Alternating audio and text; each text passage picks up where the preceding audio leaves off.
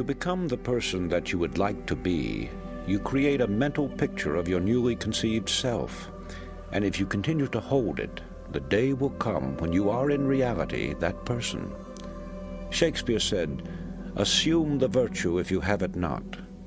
Now let's take this great truth and follow some of its implications. In assuming the virtue, you are assuming via your imagination. But here we must make a distinction between daydreaming and a true mental picture or proper use of the imagination. Perhaps there is some genie who will drop $100,000 into your lap or overnight provide you with a mansion luxuriously furnished. I have never had the pleasure of meeting one, but daydreaming or mere undirected wishful thinking doesn't have the power to release the latent forces within you that will bring you the $100,000 or the mansion. When you employ your imagination properly, you see yourself doing a thing and you go ahead and do it. It's the doing the thing you have pictured to yourself that brings it into actual existence. In this connection, think about the use of the magnifying glass. When properly focused, it will gather the light from the sun and concentrate it, so that the heat will burn a hole in the object on which the rays are focused. It must be held steady before the heat power is developed, and so it is with the holding of the image or the mental picture. However, it is very difficult for the average person to concentrate for any length of time, to say nothing of holding on to a mental picture for any great period. You are constantly being swayed by what you read and hear, and as a result, the coordinating part of this creative force turns to gathering together all these scattered elements in a focused mass, instead of devoting itself to making a clear and dynamic picture of your desire. Often I have thought of this matter of desire and suggestion in connection with the planting of vegetable or flower seeds. Once the soil is prepared and the tiny seeds are placed in it, it only takes a short time until they begin to root and sprouts begin to appear. The moment they start upward through the soil in search of light, sunshine, and moisture, obstacles mean nothing to them. They will push aside small stones or bits of wood, and if they can't do that, they'll extend themselves and grow around them.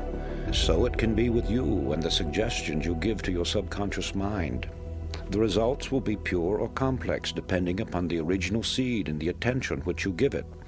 In other words, plant the right kind of seed and habitually feed it with strong affirmative thought, always directed toward the same end.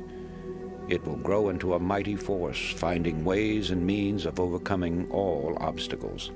I have been in the private offices of a great many industrial leaders, businessmen, great bankers, and others. Long before this magic of belief was understood by me, I was impressed with the pictures, photographs, slogans, bits of statuary, and so forth which were to be found in the inner sanctums of great firms. Undoubtedly, many of you have seen or heard of such displays, but has it ever occurred to you what their purpose was? There can only be one answer, and that is, they serve as a constant reminder, getting the picture over to the occupant of the room, that he too can succeed as those did before him. In common with other great men, Thomas A. Edison obviously knew the value of the repeated suggestion and made use of it. Among the articles found in his desk was a piece of paper that said, "When down in the mouth, remember Jonah. He came out all right." Edison must have thought well of that expression and perhaps reflected much upon it. So, let's get down to the mechanics. Find yourself 3 or 4 cards. Ordinary business cards will do. In your office, your home, your room, or any other place where you can have privacy. Sit down and ask yourself what you desire above everything else. When the answer comes and you are certain that it is your uppermost desire, then at the top of one card, write a word picture of it.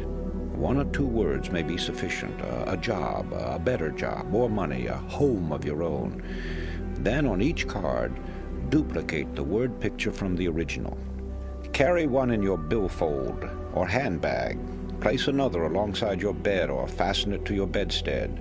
Place another on your shaving mirror or dressing table, and still another on your desk.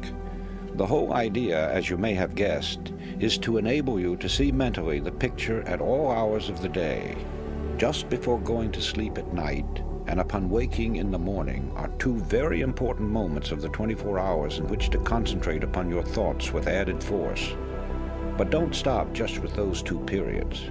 The more often you can visualize the desire by this method, or one of your own devising for that matter, the speedier the materialization.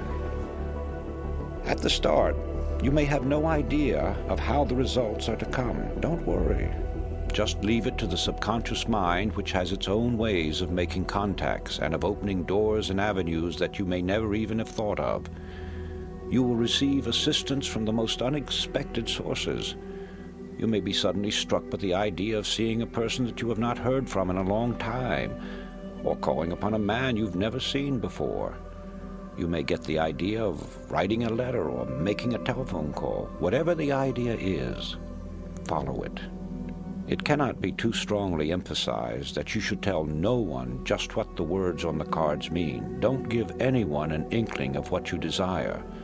The truth is that when you talk about what you're going to do, you scatter your forces. You lose the close connection you have with the subconscious, and you frequently find that unless you do as directed, you will have to start all over again in your program of achievement. Go and tell no man still holds true.